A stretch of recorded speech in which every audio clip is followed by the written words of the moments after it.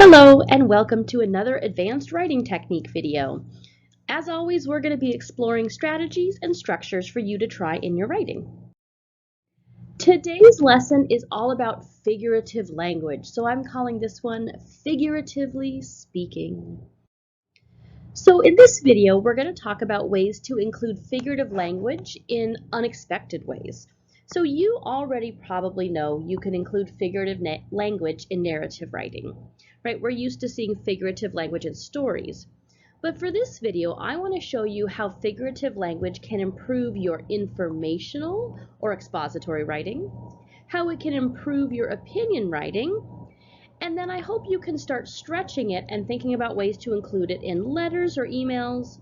It's great for thank you notes, and you can even use it in question responses. But the focus of this video, I'm going to really focus on this informational, expository, and opinion or persuasive writing. That's going to be my focus. So, to get us started, let's talk about what this strategy means. So when you're using the figuratively speaking strategy, it basically means you are using different types of figurative language, and your goal is to help your reader imagine what you're talking about. You should be thinking of ways to get your reader interested and picturing what it is you want them to learn about. Let's also review some different types of figurative language, because sometimes we think we remember, and then when you go to write, you're like, I can't remember any figurative language. So first we have a simile. A simile is when you use the words like or as to make a comparison. So in this example, I felt as light as a feather. You're comparing your feeling, or rather I should say I'm comparing how I feel to how light a feather is. I felt as light as a feather, right? You're not actually as light as a feather, but you can feel like it. The next one is alliteration. Alliteration is when you repeat a letter sound, usually at the beginning of words. So here's the example that has alliteration in it. Ravenous and raging, the storm reached the shore and tore the homes apart. So it's probably talking about like a hurricane. So I've got ravenous and raging and reached. I intentionally repeated that sound to make the whole sentence kind of flow and build emphasis. Ravenous and raging, the storm reached the shore and tore the homes apart. That repeated sound kind of builds attention and builds suspense. Our next type of figurative language is metaphor.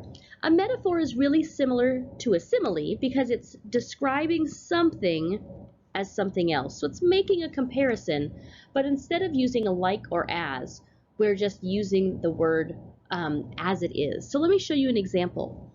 A moose is a nightmare when encountered in the wild. So a moose isn't really a nightmare. A moose is a moose. But I wanted to compare a moose to the scariness of a nightmare. So I said a moose is a nightmare when encountered in the wild. I really mean it's like a nightmare, but I want to be extra firm in this comparison, so I used a metaphor. Next we have hyperbole. Hyperbole is extreme exaggeration. If you're using signposts, this would be extreme or absolute language. So when we talk about hyperbole, it's when you're being extra, you're exaggerating. So for this example, we wrote, the possibilities with this new technology are endless. I'm exaggerating. They're not really endless. That's kind of over the top.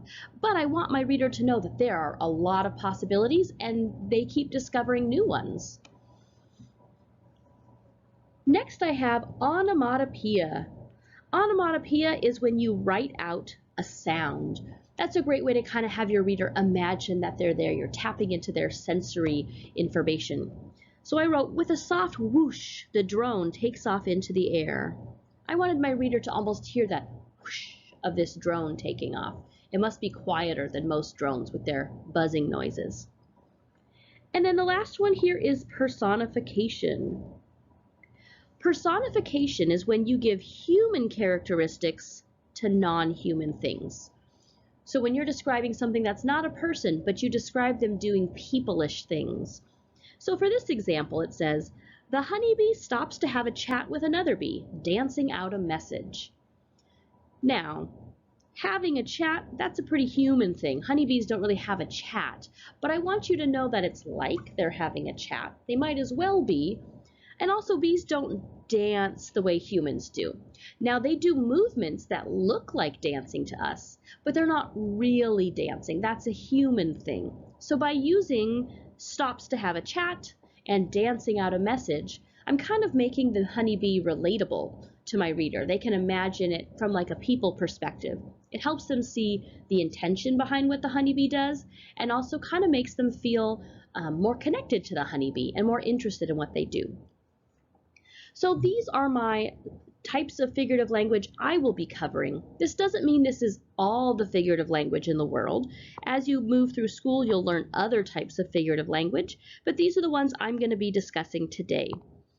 And to help me remember, I have a silly little acronym so that when I get ready to write, I can write out my acronym and use it to help me. So if you look at the first letter, I have S-A-M-H-O-P. So when I get ready to start adding figurative language and I need to think, what are some types of figurative language I could use? I'm going to use this silly acronym, SAMHOP, to go through and think about different types of figurative language that I could use. So now that we reviewed our figurative language, I'm going to invite you to move on to the next part of the video with me and look at how to use it. Or if you'd like, you can pause for a second and write down these in your writing notebook so you have this information to help you as you move through your writing. All right, so now let's take a look at an example paragraph and look for ways to include figurative language. To help me, I'm going to set up that acronym that I can use to remember different types of figurative language. So I'm going to write SAMHOP. If I was revising my paragraph, I'd probably just write this on my scratch paper off to the side so I could use it to remember different types of figurative language that might be helpful for me.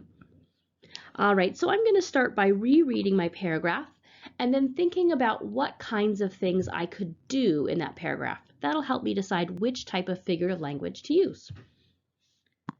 A sundial can only tell time during the daytime because it needs sunlight to work. During the day, the sun shines on the sundial and the stick casts a shadow. The shadow points to the numbers on the dial, and that's how you know what time it is. At night, there's no sunlight to make a shadow. If there's no shadow, then there's nothing to point to a certain time, so the sundial can't tell time. Ooh, so I'm picturing, okay, I've got my sundial. What are some things I want to do? I could make some comparisons using a simile or a metaphor. I could find a spot that I want to emphasize, and I could use alliteration or onomatopoeia to emphasize that. Or I could find a spot that I want to exaggerate to make a big emphasis, and I could use a hyperbole. Or I could find something I want to make relatable and use personification. I think the first thing that I want to do is I would like to find a spot where I can make a comparison. A sundial is basically like a really old-fashioned clock, so I want to find a way to compare a sundial to a clock so my reader knows it's basically a solar clock. And I like this sentence right here where it says, the shadow points to the numbers on the dial, and that's how you know what time it is. I want to tell them that shadow is just like the hands on a clock. So that's what I'm going to do. I'm going to say, just like the hands on a clock, comma, and then this will be a lowercase t. Just like the hands on a clock, the shadow points to the numbers on the dial, and that's how you know what time it is.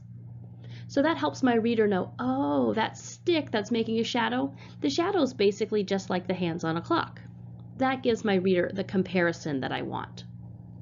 And then another thing that I thought that I want my reader to know is how useless a sundial is at night. Like, it doesn't do anything at night. It only works in the daytime.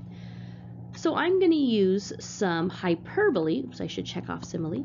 I'm going to use some hyperbole to kind of exaggerate how much a sundial does not work at night. Like, it really doesn't do anything. So I thought in this last sentence, actually the last two sentences, I said at night, there's no sunlight to make a shadow. If there's no shadow, then there's nothing to point to a certain time, so the sundial can't tell time. I'm going to exaggerate this. Instead of just saying the sundial can't tell time, I'm going to say the sundial becomes basically useless. So that way my reader knows the sundial's really not helping you at night. So this is how I can use figurative language in a paragraph. I can think, are there comparisons I want to make? Do I want to exaggerate or emphasize a certain section? Or do I want to make something relatable? Let's look at another example.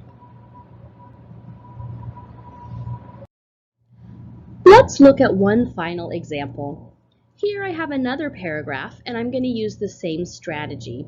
I'm going to start, since I know I'm revising and my goal is to add figurative language, I'm going to start by writing my Sam hop here at the top. And then as I read, I'm kind of in the back of my mind be thinking, are there things I want to compare? Are there things I want to emphasize? Are there things I want to exaggerate? And are there things I want to make relatable? So as I read, I might just underline with my yellow to remind myself to come back to that spot. All right, here I go. Some butterflies are endangered, but people can help by growing the plants that butterflies need in butterfly gardens. One type of butterfly that is endangered is the monarch butterfly. It is disappearing because the plants they eat are also disappearing. If people plant this plant, called milkweed, there will be more food for the monarch butterflies. Another way to help butterflies is to plant host plants. There are special plants that butterflies will lay their eggs on. Source 1. Host plants help because they are the plants that baby caterpillars can eat once they hatch from the eggs. All right, so as I was reading, I just kind of circled some spots that I thought I might be able to put some figurative language here to improve this. Now, normally I told you that my goal would be to do 1 to 2 pieces of figurative language per paragraph. I know I circled more, so I'm going to have to be careful to make sure that none of my figurative language is too over the top, or it might be confusing. All right, the first one that I circled up here, I circled people. Some butterflies are endangered, but people can help by growing the plants that butterflies need in butterfly gardens. I kind of want to compare people to being like heroes, like if they're helping save the butterflies. So I'm trying to think I could use a metaphor or a simile to help compare people to heroes. Let me think. But people can, I wonder if I said, instead of saying, but people can help, but people can be heroes for butterflies.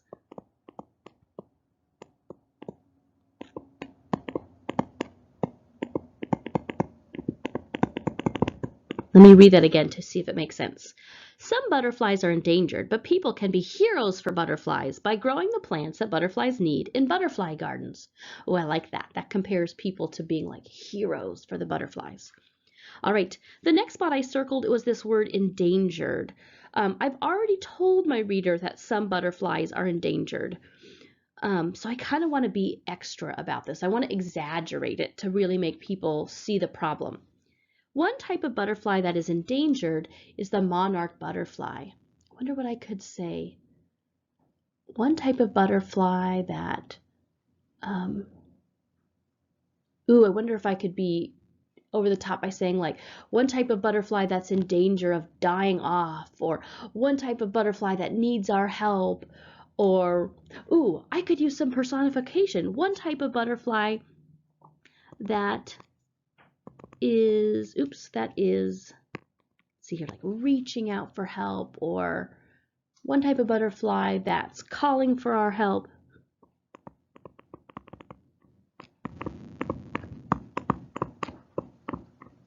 One type of butterfly that is calling for our help is the monarch butterfly, because the butterfly can't really call for our help, but I could say that use some personification there to make it seem like the butterfly's asking you to help it. One type of butterfly that is calling for our help is the monarch butterfly. It is disappearing because the plants they eat are also disappearing. Perfect. All right. Another spot that I'm considering is down here. I circled there would be more food. It sounds kind of boring, so I'm going to read that sentence and see what else I could add. If people plant this plant called milkweed, there would be more food for the monarch butterflies. Ooh, I wonder if instead of calling it more food, I wonder if I could use some sort of metaphor. We could call it like a feast. If people plant this plant called milkweed, we could create a feast for the monarch butterflies. That's a cooler way to say that, and it kind of shows like instead of them not having enough food, now they have an abundance of food. All right, and then we were talking about host plants. Another way to help butterflies is to plant host plants. There are special plants that butterflies will lay their eggs on. Host plants help because they are the plants that baby caterpillars can eat once they hatch from the eggs. So I kind of want to compare host plants to something to help my reader see how important they are. Host plants are like, ooh, they're like a nursery maybe? Or they're like a nursery for little baby caterpillars. I kind of like that. Maybe I could compare them to a nursery, or who would take care of babies? Maybe like a nurse? They take care of them? Or maybe I can just use a hyperbole and say, host plants create the perfect environment for baby caterpillars. Ooh, I like that. Okay, instead of saying they help, I'm going to say host plants create the perfect environment. Host plants create the perfect environment for baby caterpillars because they are the plants that baby caterpillars can eat once they hatch from the eggs. Awesome. Now, I know it's not the perfect environment because, it's just not how life works. So it's a little bit of a hyperbole, and this new way of saying it helps my reader really understand what I'm trying to get them to see. All right, so now I'm going to step back and look at my paragraph with these improvements. Some butterflies are endangered, but people can be heroes for butterflies by growing the plants that butterflies need in butterfly gardens. One type of butterfly that is calling for our help is the monarch butterfly. It is disappearing because the plants they eat are also disappearing. If people plant this plant, called milkweed, we could create a feast for the monarch butterflies. Another way to help butterflies is to plant host plants. There are special plants that butterflies will lay their eggs on. Host plants create the perfect environment for baby caterpillars because they are the plants that baby caterpillars can eat once they hatch from the eggs. Perfect, that's what I wanted to say. Well, hopefully this helped you see ways in which you can go back through your writing and do some revision work to add some of your Sam Hop or your figurative language. Always be asking yourself, where in my writing do I want to compare or make a connection between two things? Where do I have something I really want to emphasize? And where do I have something I want to make relatable? If I want to make something relatable, I can use my personification. If I want to emphasize something, I'm going to use my onomatopoeia, hyperbole, or alliteration. And if I want to compare or connect, I'm going to use a simile or a metaphor. All right, now I encourage you to go back into your own writing. Look for ways you can level it up.